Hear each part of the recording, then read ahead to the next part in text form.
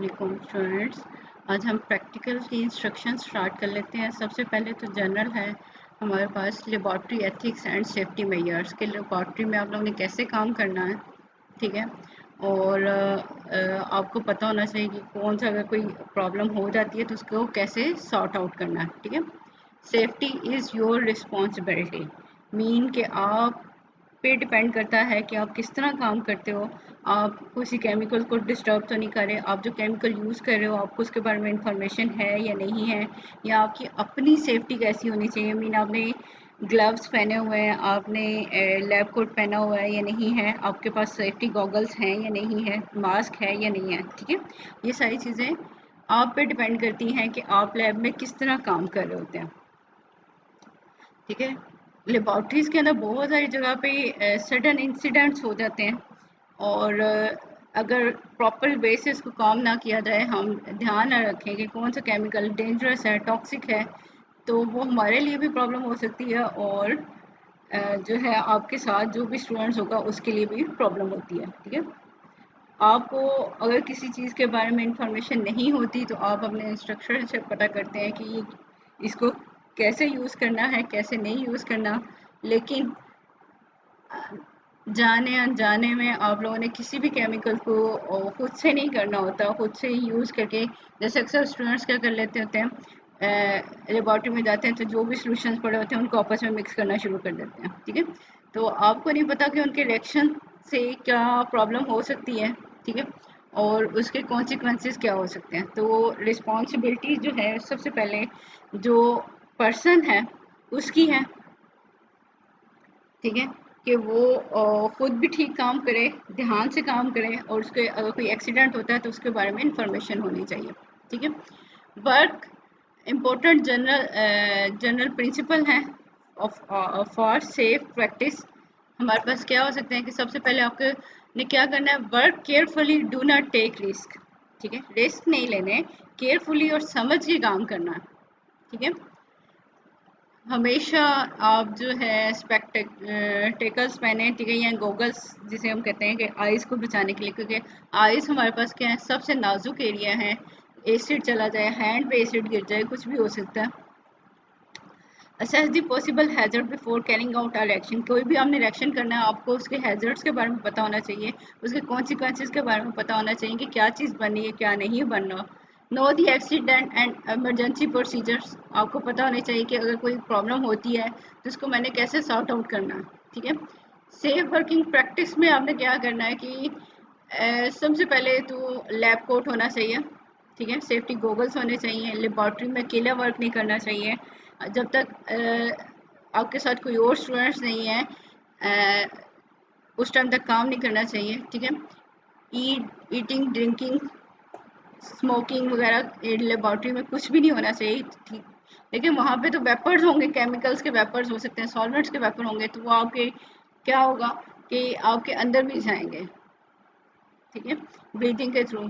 इसी तरह बहुत सारी जो है आपको एग्जॉस्ट का पता होना चाहिए कि एग्जॉस्ट को हमें चला के काम करना है, ठीक है, ताकि कोई भी वेपर्स हैं सॉल्वेंट्स वगैरह के तो वो बाहर की तरफ निकल जाएं।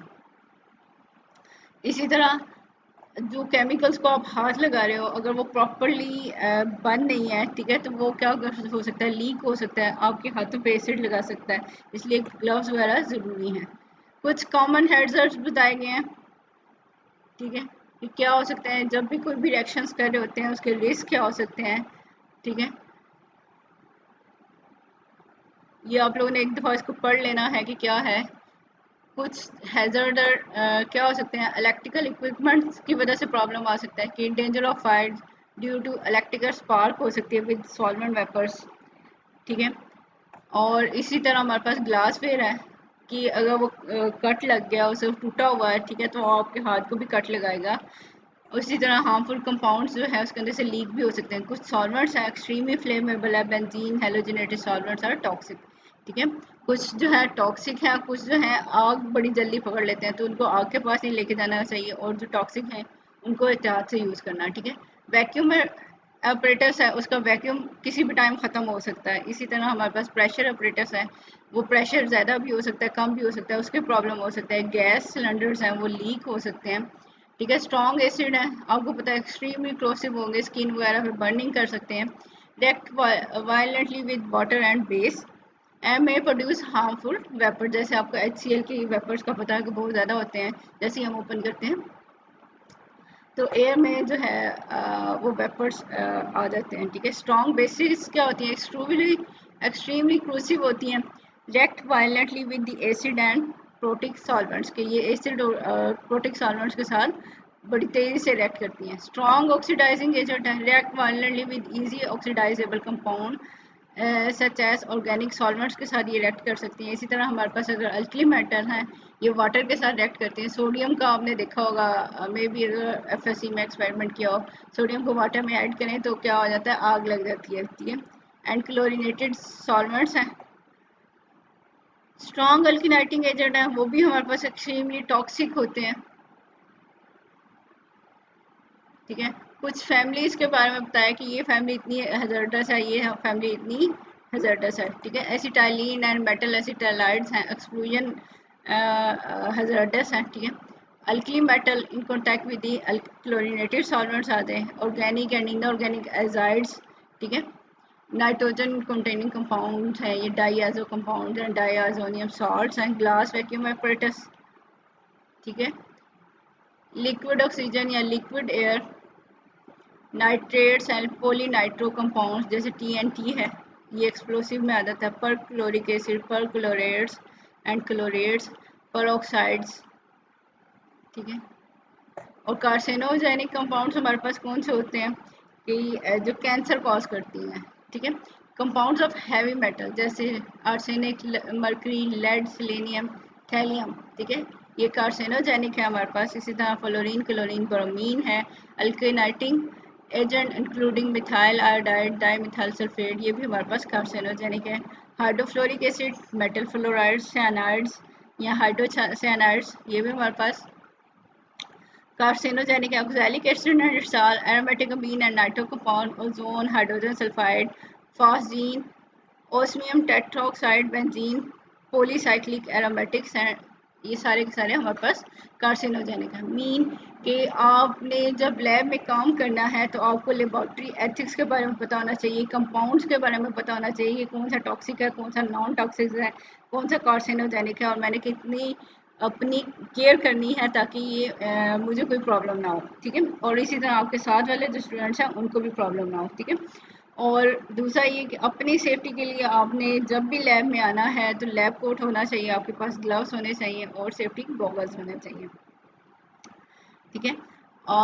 हमारे यहाँ तो इतना रिस्ट्रिक्शन नहीं होती, लेकिन बाहर जो हैं, जो एडवांस्ड लैब्स हैं, उनके अंदर सेफ्टी गॉगल्स के बगैर, जहाँ पे हाई सेंसिटिव वर्क हो रहा होता है और डेंजरस वर्क भी होता है, तो वहाँ सेफ्टी गॉगल्स पहनने बगैर आप लोग जो है लैब में एंटर नहीं हो सकते। ठीक है। क्योंकि कहीं भी कोई कुछ भी हो सकता है, तो सबसे पहले हमने अपनी आइज़ को बचाना है, क्योंकि बहुत सेंसिटिव एरिया है, तो इसको बचाना ज़रूरी है। ठीक है। तो ये तो था हमारे पास सेफ्टी मेजर्स। अब हम देख लेते हैं वॉल्यूमेट्रिक एनालिसिस, जिसमें हमने जो है टाइट्रेशंस देखनी है। ठीक है। और वो भी कम्प्लेक्सोमेट्रिक वाली टाइट्रेशंस हम देखेंगे सबसे पहले। ठीक है। इंट्रोडक्शन आप लोगों ने ये थ्योरेटिकली इसको पढ़ लेना है और देख लेना है। ठीक है। जो छोटी छोटी टर्म्स हैं वो आपको आनी चाहिए, वाइवा में ये पूछी जा सकती हैं। थोड़ा सा इंट्रोडक्शन में क्विकली पढ़ देती हूँ ताकि आप लोग जो है ना इसको कर लीजिएगा। ठीक है। Volumetric analysis, it is a mode of quantitative analysis which relies on method involving accurate measurement of volume of liquids। कि ये क्वांटिटेटिव है, क्वांटिटी होता है ठीक है, किसी चीज़ की अमाउंट मेजर करना, और क्वालिटी होता है जस्ट उसकी क्वालिटी मेजर करना कि कोई चीज़ अच्छी है या बुरी है। लेकिन क्वांटिटी मीन कि उसकी अमाउंट एग्जैक्ट बता देना कि ये इसमें 10 ग्राम है, 20 ग्राम है, 30 ग्राम है, यानी अमाउंट से डील जो भी एनालिसिस करेगा हम उसे कहेंगे quantitative analysis by the measurement of volume of liquid, इसलिए इसको वॉल्यूमेट्रिक एनालिसिस कह रहे हैं। Volumetric analysis has certain advantages over the other method of quantitative analysis like gravimetric। क्या एनालिसिस हो सकते हैं कि ये जो है क्विक है। ठीक है। कि it does not involve laborious operation like precipitation, filtration, drying and ignition. कितने ज़्यादा स्टेप नहीं करने पड़ते इसके अंदर, जस्ट हम वॉल्यूम मेजर कर लेते हैं टाइट्रेशन के थ्रू, तो हमें एग्जैक्ट वैल्यू मिल जाती है। ठीक है, volumetric analysis is rapid and more accurate. तो इसमें हम करते क्या, टाइट्रेशंस कर रहे होते हैं। Two solution in volumetric analysis, two solution are always made to react in a conical flask known as titration flask. ठीक है कि दो solution आपस में react करते हैं, one of these solution is taken in a burette and other in titration flask. आप लोगों ने titrations की हुई हैं इसलिए मैं इसको ज़रा quickly करूँगी। The solution from burette is added to the titration flask. This process of finding out the volume of titrant, ठीक है, जो स्टैंडर्ड सोल्यूशन है कि कितना वॉल्यूम उसका यूज हो रहा है, required to react completely with the known volume of solution under analysis is known as titration. कि वो प्रोसेस जिसके अंदर जो स्टैंडर्ड सोल्यूशन हमारे पास जो टाइट्रेंट है, जो ब्यूरेट है, उसके अंदर जो सोल्यूशन डाला हुआ है वो कितने ml रिएक्ट कर रहा है कंप्लीटली, जो कि दूसरा सोल्यूशन हमारे पास फ्लास्क के अंदर है उसके। ठीक है, ताकि हम दोनों का एक का वॉल्यूम हमें मालूम होता है, हम दूसरा का वॉल्यूम निकाल लेते हैं। तो ये प्रोसेस हमारे पास टाइट्रेशन कहलाता है। Exact point eight which the reaction is completed during the titration is called and point और इक्वलेंस पॉइंट। ठीक है, और इसको स्टडी करने के लिए, रिकॉग्नाइज करने के लिए एंड पॉइंट के लिए सर्टेन सब्सटेंसेस यूज़ करते हैं जिनको हम इंडिकेटर कहते हैं। ठीक है, इंडिकेटर डिफरेंट टाइप्स के होते हैं, आपने उसकी टाइप भी देखे हैं, एब्जॉर्प्शन इंडिकेटर वगैरह भी होते हैं। ठीक है, कम्प्लेक्सोमेट्रिक इंडिकेटर्स हैं। ठीक है, और वो होता है कि वो कलर चेंज कर देते हैं, जैसे ही रिएक्शन कंप्लीट होता है तो कलर चेंज कर देते हैं। In the ideal titration the visible and point will coincide with the theoretical and point. ठीक है, कि एक्चुअल में होना क्या चाहिए कि जो हमें नज़र आ रहा है वो ही उसका एग्जैक्ट पॉइंट भी होना चाहिए। लेकिन समटाइम थोड़ा सा डिफरेंस आता है क्योंकि कलर कभी स्लाइटली लाइट होता है, कभी डार्क हो जाता है। ठीक है, आप जब टाइट्रेशन कर रहे होते हैं थोड़ा सा डिफरेंस आ भी जाता है। This difference is termed as titration error. ठीक है, कंडीशन फॉर वॉल्यूमेट्रिक एनालिसिस देख लेते हैं। फॉलोइंग कंडीशन है, reaction must take place to complete at a very fast speed. ठीक है, कि हमने कहा कि फास्ट स्पीड पर रिएक्शन कंप्लीट हो जाएगा। Therefore most of the ionic reaction are involved in volumetric analysis. ठीक है, reaction involve should be definitely known and to be represented by a chemical equation. की इसकी केमिकल इक्वेशन होनी चाहिए, हमें रिएक्शन का पता होना चाहिए। The end point should be well defined other between the reacting substances और by the use of indicator. की या तो सिर्फ इंडिकेटर के बगैर हमें उसका रिएक्शन का एंड पॉइंट पता चल जाए या इंडिकेटर ऐड करके। ठीक है, इसी तरह स्ट्रेंथ ऑफ सोल्यूशन से क्या मतलब होता है, amount of substance dissolved in 1 dm cube of a solution when expressed in gram is termed as strength of solution। कि कितने ग्राम ऑफ सोल्यूट जो है 1 dm क्यूब यानी 1 लीटर ऑफ सोल्यूशन के अंदर डिजोल्व हुई है वो उसकी अमाउंट कहलाती है। एग्जाम्पल दी जा रही है 6 gram of substance are dissolve in 1000 centimetre cube, its strength is 6 gram per dm cube. ठीक है, आपको पता है 1 dm cube is equal to 1000 cubic centimetre. ठीक है, यानी 1 लीटर के अंदर कितने होते हैं, 1000 ml होते हैं। ठीक है, ये उसकी स्ट्रेंथ आ जाती है। फिर हमारे पास क्या आ जाता है कि स्टैंडर्ड सॉल्यूशंस क्या होते हैं, या प्राइमरी स्टैंडर्ड क्या है और सेकेंडरी स्टैंडर्ड क्या होता है। ठीक है, in volumetric analysis a solution of known strength is now termed as standard solution। Standard solution वो है जिसकी मोलैरिटी या जिसकी स्ट्रेंथ हमें मालूम होती है। For the purpose of calculation in volumetric analysis the best way of expressing the standard solution, हम किस टर्म में लिख रहे होते हैं, ग्राम इक्विवेलेंट पर डीएम क्यूब और मोल पर डीएम क्यूब। ठीक है, मोलैरिटी की टर्म में ले सकते हैं, आपने सारी यूनिट्स पढ़े हुए हैं, परसेंटेज सॉल्यूशंस हैं, मोलैरिटी है, पीपीएम है, ये सारे। A standard solution which contain 1 mole of substance per dm cube is called as molar solutions. ठीक है, मोलैरिटी की डेफिनेशंस आ गई हमारे पास। If a dm cube of solution contain 2 moles it is twice molar, यानी 2 मोलर सॉल्यूशन होगा अगर 2 मोल ऐड किए हुए हैं 1 लीटर के अंदर। ठीक है, अब हम देखते हैं कि हमारे पास प्राइमरी स्टैंडर्ड्स क्या होते हैं। A standard solution may be obtained by dissolving a definite weight of substance called a primary substance or primary standard in a definite volume। के specific amount हम specific volume में add कर रहे हैं। ठीक है, The various characteristics of the primary substances are it should be easily available in state of purity, यानी कि highly pure होना चाहिए, ठीक है.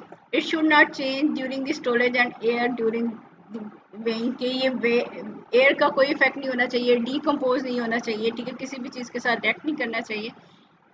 It's readily soluble in water, ठीक है, and must possess adequate high formula weight to minimize weighing error, ठीक है, कितना इसका वेट होना चाहिए कि वेइंग एरर नहीं हो, कि ये भी ना हो बहुत थोड़ा सा वेट है तो करते करते एरर भी हो, ठीक है. It is stable during storage. It must capable of entering into stoichiometric titrations with the substance to be determined.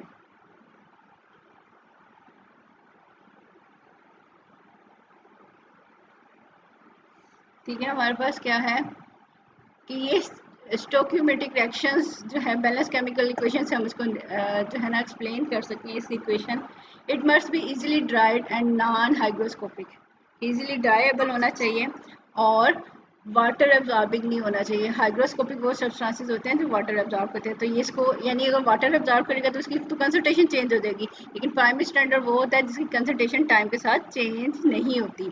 और सेकेंडरी स्टैंडर्ड्स क्या हो सकते हैं? It is a substance whose concentration cannot determine directly from the weight of substance and volume of the solution. कि यहाँ पे क्या होता है कि इनकी जो हम बनाते हैं वो थोड़ी सी डिफरेंट हो जाती है जो उसकी एक्चुअल होती है. The concentration of secondary standard must be determined against a primary standard. तो हमें करना क्या पड़ता है कि सोल्यूशन हम बना लेते हैं, फिर उसको हम प्राइमरी स्टैंडर्ड के अगेंस्ट टाइट्रेट करवाते हैं ताकि हमें उसकी एग्जैक्ट कंसंट्रेशन मालूम हो जाए. Once its concentration is determined, then it can act as a primary standard. फिर हमें वो primary standard तो act कर लेगा, ठीक है. For example, oxalic acid may be obtained as a primary standard substance and sodium hydroxide is not primary standard substance. कि हमारे पास सोडियम हाइड्रोक्साइड का जो हम सोल्यूशन बनाते हैं वो प्राइमरी स्टैंडर्ड नहीं होता, उसको हम पहले स्टैंडर्डाइज करते हैं. मीन हमने अपनी तरफ से 1 मोलर बनाया लेकिन क्या पता वो 0.9 मोलर बन गया हो, ठीक है. तो फिर हम क्या करते हैं उसको पहले टाइट्रेट करके उसकी मोलैरिटी निकालते हैं, फिर उसको यूज़ करते हैं. फिर उसकी मोलैरिटी अगर 0.9 आ जाती है तो हम ये कहते हैं कि ये 0.9 मोलर हमारे पास जो है वो सोल्यूशन है. ये 1 मोलर हम उसे नहीं कहेंगे क्योंकि वो तो स्टैंडर्ड है जो उसने एक्चुअल मोलैरिटी हमने वो यूज़ करना है. और मोलैरिटी की डेफिनेशन है हमारे पास कि मोलैरिटी क्या होती है? Number of mole of substance volume of solution in DMQ, ठीक है. वॉल्यूमेट्रिक एनालिसिस में हमारे पास ऑपरेटर्स क्या यूज़ होता है? ब्यूरेट मोस्टली ये 0 से 50 क्यूबिक सेंटीमीटर तक की होती है, लेकिन इसके अलावा और भी होती हैं. आप लोगों ने FSC में एक्सपेरिमेंट में लैब वर्क के अंदर देखी हुई हैं, लेकिन मोस्टली हमारे पास 0 से 50 वाली हम यूज़ कर रहे होते हैं, ठीक है. आप लोगों ने इसके बारे में थोड़ी सी इन्फॉर्मेशन ले लेनी है. इसी तरह पेपर्स होती हैं. नॉर्मली हम जो पेपर यूज़ कर रहे हैं जो आप लोगों ने यूज़ करनी है 10 क्यूबिक सेंटीमीटर वाली होती है, ठीक है. अब गुड पेपर की क्वालिटीज़ क्या हो सकती है, गुड ब्यूरेट की क्वालिटीज़ क्या होती हैं, ये आप लोगों ने देख लेनी है, ठीक है. कि ये इसको पढ़ लेना है कि पेपर्स को कैसे यूज़ करना है, ब्यूरेट को कैसे यूज़ करना है, ठीक है. टाइट्रेशन फ्लास्क हैं जिनके अंदर आप सोल्यूशन ऐड करके टाइट्रेशंस कर रहे होते हैं, ठीक है. और एक होती है मेजरिंग फ्लास्क कि नीचे से ये बॉटम जो होता है इसका फ्लैट होता है और एक नेक सी लगी होती है ऊपर जिस, ठीक है, और इसके ऊपर निशान लगे होते हैं कि यहाँ तक अप टू मार्क करना है. वो भी आप लोग जो लैब में देखोगे कि मेजरिंग फ्लास्क कौन सी होती है, टाइट्रेशन फ्लास्क कौन सी होती है, ठीक है. वैसे तो आप लोगों ने देखा होगा जिसमें आप लोगों को सोल्यूशंस बना के देते हैं एग्जैक्ट कंसंट्रेशन के, वो मेजरिंग फ्लास्क है, और जिसमें आप रिएक्शन करोगे टाइट्रेशन वाला वो टाइट्रेशन फ्लास्क कहलाती है, ठीक है. इसी तरह वेइंग ट्यूब भी होती है वेइंग सब्सटेंस को वे करने के लिए, ठीक है. यूनिट ऑफ वॉल्यूम हम SI यूनिट इसका क्या है? DMQ, ठीक है. कि DMQ की डेफिनेशन यहाँ लिखी हुई है कि ये स्टैंडर्ड इसकी डेफिनेशन क्या है? 1000 part of DMQ is called cubic centimetre, ठीक है. यानी कि 1 DMQ इज 1000 क्यूबिक सेंटीमीटर.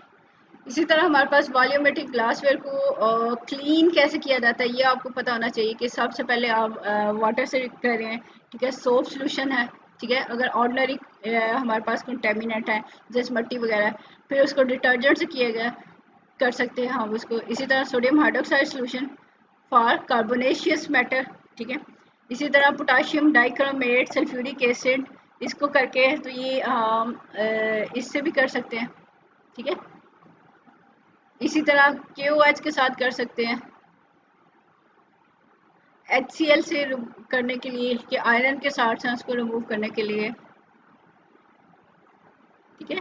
कि डिफरेंट तरह से हम जो है सॉल्यूशन लेके हम उनको पहले क्लीन करते हैं ताकि हमारी रीडिंग्स जो हैं वो बिल्कुल भी ख़राब ना आए।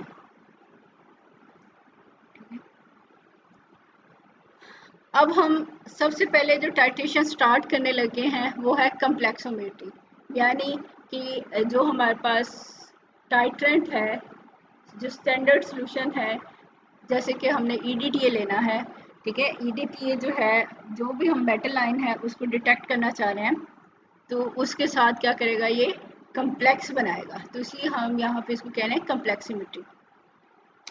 Many complex forming ions of molecules have a tendency to form stepwise complex ions, and with the aid of suitable indicator these complex ions can be titrated and determined quantitatively, ठीक है। कि हम specific indicator यूज़ करते हैं इसके लिए और उनको डिटेक्ट कर सकते हैं। The phenomena is known as complexometry or chilatometry, chelates formation जिसे कहते हैं, कि हमारे पास अमाइनो पॉलीकार्बोक्सिलिक एसिड जो है मोस्टली ये चिलेट्स का बनाते हैं, ठीक है। कि कार्बोक्सिलिक एसिड है, पॉलीकार्बोक्सिलिक एसिड, यहाँ 2 लगे हुए हैं पहले जो स्ट्रक्चर आपको दिया है, ठीक है। 2 से ज़्यादा भी लग सकते हैं, ठीक है। इसलिए अमाइनो पॉलीकार्बोक्सिलिक एसिड, और उनके साथ जो है कि ये इनकी कम्प्लेक्स बनाने की टेंडेंसी ज़्यादा होती है, ठीक है। और such complexing agent are known as complexones, ठीक है। उसका इम्यूनो डाइएस्टिक एसिड का ये फार्मूला दिया हुआ है। इसके अलावा जो और भी होते हैं नाइट्रिलो एस्टिक एसिड है, लेकिन हम कौन सा यूज़ करें, हम EDTA यूज़ करें। अब EDTA का नेम आप लोगों को पता होना चाहिए, इथाइलिन डाइअमीन टेट्रा एस्टिक एसिड। देखिए tetra acetic acid 4 acetic acid group लगे हुए हैं, दूसरा क्या है, डाइअमीन है, 2 अमीन है, ठीक है, और इथाइलिन के साथ अटैच है, ठीक है। तो हमारे पास क्या है कि इसको हम सिंपली EDTA कहते हैं। EDTA मोस्टली इस सोडियम साल्ट के साथ सोडियम के साथ इसने साल्ट बनाया होता है, ठीक है। तो यहाँ पे हमारे पास क्या है, die sodium salt of EDTA भी आता है। अब क्या है हमारे पास, अगर आप देखें इथाइलिन में 2 कार्बन होती हैं, सेंटर में 2 कार्बन, उसके साथ डबल बॉन्डेड था, लेकिन उसने अब नाइट्रोजन के साथ बॉन्ड बनाया हुआ तो सिंगल बॉन्ड आ गया, ठीक है।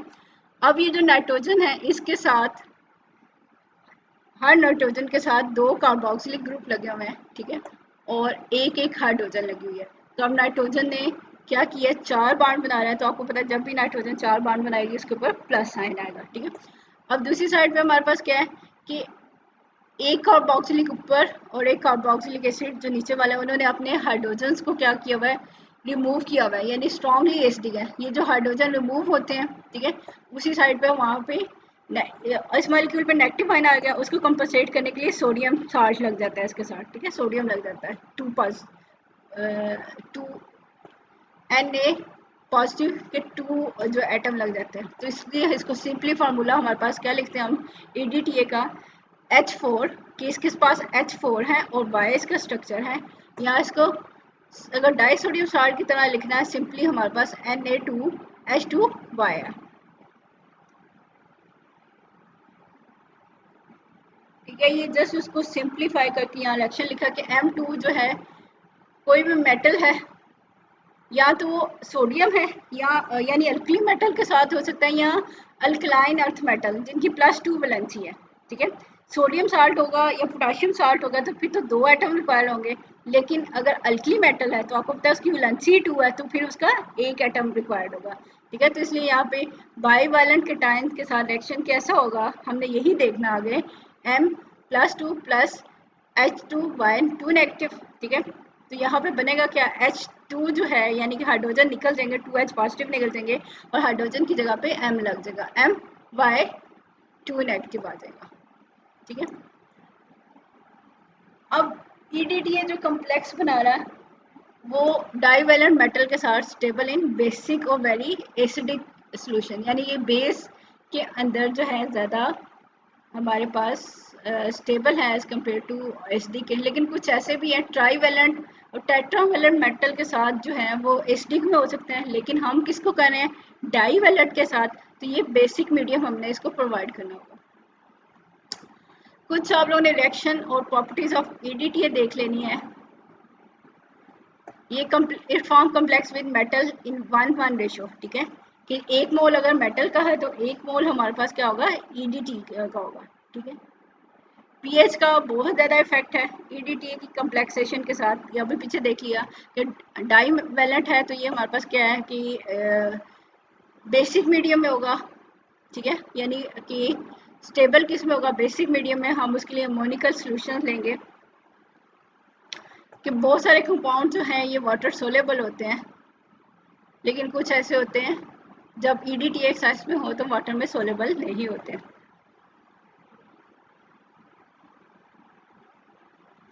colorless metal ion give colorless EDTA complexes, ठीक है, ये while those of color ion almost possesses deep color के, लेकिन जो कलर आयंस होंगे तो वो जो है हमारे पास डार्क कलर्स में होंगे, हम उनको इजीली डिटेक्ट भी कर सकते हैं। हम जो अगर हमारे पास कलर चेंजेस आ रही है इंडिकेटर के थ्रू, ये डिस्ट्रॉय हो सकता है स्ट्रॉन्ग पावरफुल ऑक्सीडाइजिंग एजेंट्स यानी डाइक्रोमेट्स वगैरह के सोल्यूशन से। EDTA इज़ वेरी अनसेलेक्टिव रिएजेंट, क्योंकि ये बहुत सारी मेटल्स के साथ बॉन्ड बना लेता है, कम्प्लेक्सेस कर लेता है, ठीक है। तो ये हम पे डिपेंड करता है कि हम कौन सी मेटल यूज़ कर रहे हो और कौन सी नहीं। EDTA may be prepared sufficiently pure for use as primary standard solution which exhibit remarkable stability, यानी EDTA को हम कह सकते हैं कि ये प्राइमरी स्टैंडर्ड है, क्योंकि ये जितनी हम अमाउंट बनाते हैं उतनी रहती है और ये स्टेबल रहती है, उसमें चेंज नहीं आते, ठीक है। टाइप ऑफ EDTA टाइट्रेशंस क्या हो सकती है, direct titration, back titration, displacement titrations हो सकती हैं, ठीक है, अल्कली मेट्रिक टाइट्रेशंस हो सकती हैं, ठीक। आप लोग एटलीस्ट इनके नेम्स या जो नेक्स्ट वाली हमने टाइट्रेशंस करनी है उसको देखना है आपने कि ये कौन सी टाइट्रेशन है, ठीक है। इसी तरह हम इंडिकेटर्स यूज़ करते हैं एंड पॉइंट को डिटरमिन करने के लिए। अब वो क्या है मेटालोक्रोमिक इंडिकेटर्स, ठीक है, ये एंड पॉइंट डिटरमिन करने के लिए यूज़ होते हैं। मेटालोक्रोमिक क्रोम का आपको पता है कलर से है कि जैसे कलर चेंज होगा तो ये हमें बता देंगे कि रिएक्शन के कंप्लीट हो गया, कि यानी विजुअल डिटेक्शन के लिए यूज़ होते हैं। These are organic colouring substances, अगर आपको डेफिनेशन आ जाए तो आप यहाँ से देख सकते हैं। These are organic colouring substances which undergo change of colour when they form metal complexes, ठीक है। The requisite of a metal ion indicator for the use of visual detection of endpoints include color reaction should be specific और selective होना चाहिए। Metal indicator complex must possess sufficient stability होनी चाहिए, ठीक है, कि जो कॉम्प्लेक्स बन रहा है मेटल का और इंडिकेटर का वो स्टेबल होना चाहिए, ठीक है। Indicator must be sensitive to metal ion, ठीक है, कि इक्विवेलेंट पॉइंट या एंड पॉइंट पे वो एग्जैक्ट कैलकुलेशन दे। सोल्यूशन इज स्ट्रांगली कलर, ठीक है, एंड पॉइंट के ऊपर एग्जैक्ट कलर दे हमें।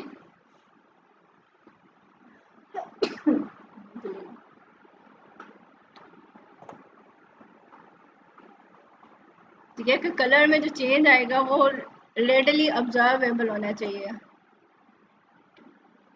अब बहुत सारे एग्जांपल्स आपको दिए हैं। इरियोक्रोम ब्लैक टी, अगर हमने इरियोक्रोम ब्लैक टी पढ़ना यूज़ करना है तो आपको थोड़ा सा इरियोक्रोम ब्लैक टी के बारे में इंफॉर्मेशन होनी चाहिए कि ये किस पीएच पे काम करता है, और ये देखिए पीएच के ऊपर जो है इसका कलर भी डिफरेंट होता है, तो थोड़ा बहुत आप लोगों ने इसको देख लेना है। इसी तरह हमने म्यूरोक्साइड यूज़ करना है, तो कौन कौन सी मेटल्स के साथ ये रिएक्ट करता है और इसकी क्या पीएच होती है, ठीक है। इसी तरह सोलोक्रोम ब्लैक 6 भी है। ये नीचे स्टैंडर्ड सॉल्यूशन बनाने का तरीका है, लेकिन आप लोगों को जो है सॉल्यूशंस बना के दिए जाएंगे। तो सबसे पहला एक्सपेरिमेंट हमारे पास क्या है, determine the magnesium against EDTA using eriochrome black T as indicator. यहाँ इसकी स्टेटमेंट क्या हो सकती है, determine the amount of magnesium ions in the given sample of magnesite using EDTA। ठीक है, वही उसका प्रिंसिपल इक्वेशन। अब EDTA क्या कर रहा है, कम्प्लेक्स बना रहा है मैग्नीशियम के साथ।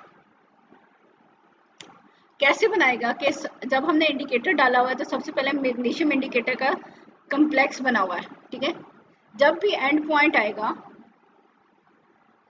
अब एंड पॉइंट आएगा तो इसका मतलब हमने इनफ EDTA डाला हुआ है कि जो क्या क्या कर रहा है, यहाँ पे हमारे पास जो है EDTA मैग्नीशियम का और इंडिकेटर का बॉन्ड जो है, जो कम्प्लेक्स है, वो ब्रेक करेगा और यहाँ पे बॉन्ड किसका बन जाएगा, मैग्नीशियम का और EDTA का। ठीक है, और जब एंड पॉइंट आएगा, hash eight the end point the liberated free indicator yield a blue colour in the solution. ठीक है, अब जो इंडिकेटर फ्री हो जाएगा, ठीक है, पहले तो उसने बॉन्ड बना लिया था मेटल के साथ, अब जो रिलीज हो गया है तो वो क्या कर रहा है, वो कलर शो कर रहा है। ठीक है, तो यहाँ पे इसकी थ्योरी ये है। मटेरियल रिक्वायर्ड के आगे हमारे पास EDTA eriochrome black T indicator आ सकता है, या solochrome black T black 6B indicator आ सकता है। बफर सोल्यूशन है, हमने pH मेंटेन करनी होती है। मैग्नीशियम आयन का हमने 0.1 मोलर सोल्यूशन बनाया होता है, तो ये ऊपर आपको मैग्नीसाइड कहा था। ठीक है, तो वो होता क्या है, magnesium sulphate hepta water molecule होते हैं। ठीक है, तो इसका सोल्यूशन लेना है, हमने ये बना लेते हैं। ठीक है, प्रोसीजर्स से पहले चलिए मैं इसका प्रोसीजर बता देती हूँ थोड़ा सा, फिर हम जो एक्चुअल एक्सपेरिमेंट करेंगे उसमें हम कैल्शियम एंड वाटर कंबाइन लेंगे। ठीक है, कि सेम प्रोसीजर है, जस्ट आपने कैलकुलेशंस जो है उसको करनी होती है, और हम एक ही तरह के 3 एक्सपेरिमेंट कर सकते हैं। हम पहले क्या कर रहे हैं कि एरियोक्रोम ब्लैक टी इंडिकेटर ले रहे हैं। Take 25 cubic centimetre of the magnesium solution in a conical flask. इसको 100 ml वाटर से हम क्या करेंगे, डाइल्यूट कर लेंगे। ठीक है, इसमें बफर सोल्यूशन ऐड करेंगे pH मेंटेन करने के लिए। इंडिकेटर के 4-5 ड्रॉप्स डाल लेंगे और टाइट्रेट कर लेंगे 0.1 मोलर EDTA सोल्यूशन के साथ। ठीक है, उस टाइम तक जब तक एंड पॉइंट चेंज ना हो जाए from red to blue at the end point. ठीक है, फिर हमारे पास ऑब्जर्वेशन एंड कैलकुलेशंस आ जाती हैं कि हमने कहा था EDTA 1:1 मोलर 1:1 रेशो में ये कंपाउंड बना रहा होता है। ठीक है, कि 1 cubic centimetre of EDTA is equal to ये उसके इतने मिलीग्राम ऑफ मैग्नीशियम बन जाता है। हमें मैग्नीशियम मैग्नीसाइड का फार्मूला था, हमने वहाँ से निकाल लिया। हम सपोज कर लेते हैं कि 10 ml जो ब्यूलेट की रीडिंग थी वो हमारे पास आ गई। ठीक है, ये 3 टाइम्स हम रीडिंग लेते हैं ताकि कोई भी चेंज आए तो उसको कर लें। ठीक है, अब 1 ml के लिए 2.432 था, अब 10 ml के लिए क्या होगा, उसको 10 से मल्टीप्लाई कर देंगे। ठीक है, अब हमने कितना सोल्यूशन लिया होता, 25 ml 25 क्यूबिक। ठीक है, 25 क्यूबिक में ये कितने मिलीग्राम है, 24.32। ठीक है, अब 1000 क्यूबिक सेंटीमीटर में कितने होंगे, ठीक है, 1000 में ये क्या होगा, उसे मल्टीप्लाई करके देंगे 1000 से और डिवाइड कर देंगे 25 से, तो ये हमें पता चलेगा कि ये उसकी अमाउंट है। इसी तरह हम दूसरा इंडिकेटर भी यूज़ कर सकते हैं, उससे भी निकालेंगे। तो हमने क्या करना है कि यहाँ पे एंड पॉइंट निकालना है और वॉल्यूम यूज़ करना है, और साथ साथ क्या कर रहे होंगे हम, एंड पे हम रिजल्ट लिखेंगे द गिवन सॉल्यूशन और सैंपल ऑफ मैग्नीसाइड कंटेन, जितनी भी अमाउंट आएगी आपके पास डैश ग्राम पर DM cube of the magnesium ions. ठीक है, ये एक्सपेरिमेंट ऐसा है। इसी तरह का सेम एक्सपेरिमेंट हमारे पास के जैसे हमारे पास हार्ड वाटर है। ठीक है, जो नॉर्मल वाटर है हमारे पास, उसमें मैग्नीशियम और कैल्शियम के आयन ज़्यादा होते हैं जो वाटर को हार्ड बना देते हैं, जो उसकी झाग नहीं बनती, उसमें बहुत ज़्यादा इश्यूज आते हैं। ठीक है, आप लोगों ने हार्ड एंड सॉफ्ट वाटर्स के बारे में इंफॉर्मेशन होगी है। ठीक है, तो इसी तरह इसी EDTA सॉल्यूशंस को यूज़ करके हम टोटल हार्डनेस ऑफ वाटर निकाल सकते हैं, यानी उसमें मैग्नीशियम की अमाउंट कितनी है, कैल्शियम की अमाउंट कितनी है, हम यूज़ कर सकते हैं। वही कि EDTA क्या करता है, कैल्शियम और मैग्नीशियम के साथ कम्प्लेक्स बना लेता है। अब एक ही लिक्विड के अंदर दोनों आयन हैं। ठीक है, दोनों कम्प्लेक्स बना रहे हैं। हमारे पास क्या है, मिक्सचर हैविंग कैल्शियम और magnesium ion is titrated with 1 aliquot of the sample solution. ठीक है, calcium ions are titrated in the further aliquot in strong alkaline medium in which magnesium ions are get precipitated. ठीक है, magnesium ions are then evaluated from the difference, के हम क्या करते हैं कि एक निकाल लेते हैं। ठीक है, और टोटल हमें मालूम होता है, टोटल निकाला, फिर एक निकाल लिया और उसमें से हम टोटल में से दूसरे को एक को माइनस कर देते हैं, हम दूसरा निकाल लेते हैं। ठीक है, वही हमारे पास EDTA solution, area black T. ठीक है, म्यूलॉक्साइड इंडिकेटर, अभी हम इंडिकेटर डिफरेंट यूज कर रहे हैं। बफर सोल्यूशन है हमारे पास, और कैल्शियम और मैग्नीशियम के आयंस का सोल्यूशन है। ठीक है, हम कैल्शियम का साल्ट लेके ऐड कर सकते हैं, मैग्नीशियम का साल्ट लेके उसके अंदर ऐड करके डिस्टिल वाटर में उसका सोल्यूशन बना लेते हैं। वही काम करना है कि हमने 25 ml गिवन सोल्यूशन लेना है, उसमें 5 ml क्या कर लें।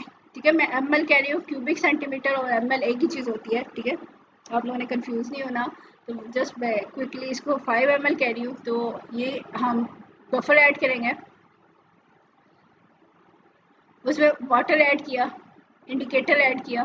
ठीक है, एडियोक्रोम ब्लैक टी, सोल्यूशन को वार्म करेंगे 60 सेंटीग्रेड के लिए, EDTA के केस टाइट्रेट करेंगे, colour change from wine red to blue colour. ठीक है, titrate slowly near the end point 3 times करेंगे। ठीक है, हमारे पास ये क्या आ गई, अब ये जो वैल्यू आई है इसमें कैल्शियम भी है और मैग्नीशियम भी है, यानी ये टोटल वैल्यू है। ठीक है, suppose 1 cubic centimeter be the volume of EDTA used for this titration.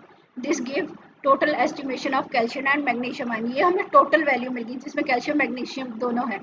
ठीक है, अब हम क्या करेंगे, pipette out 25 ml of given sample of hard water titration flask के, हम एक अलहदा से टाइट्रेशन फ्लास्क ले लेंगे, उसके अंदर 25 ml डाला, उसमें 5 ml सोडियम हाइड्रोक्साइड डाला, यानी अल्कली के गैस इसको टाइट्रेट किया, 2 to 3 ड्रॉप्स म्यूलॉक्साइड इंडिकेटर ऐड किया, उसको डाइल्यूट किया 50 ml तक। ठीक है, EDTA के साथ टाइट्रेट किया until the color changes from red to purple, 3 times reading गई। अब ये हमें रीडिंग बता रही है, ये B रीडिंग्स आ गई। ठीक है, पहले हमारे टोटल कितनी आई थी, A आ गई थी, अब कैल्शियम के लिए क्या आ गई है, B आ गई है। ठीक है, suppose B cubic centimeter of the volume of EDTA use, this give estimation of calcium ions only। ठीक है, हमारे पास क्या है, 1 cubic centimeter of EDTA is equal to 4 milligram of calcium।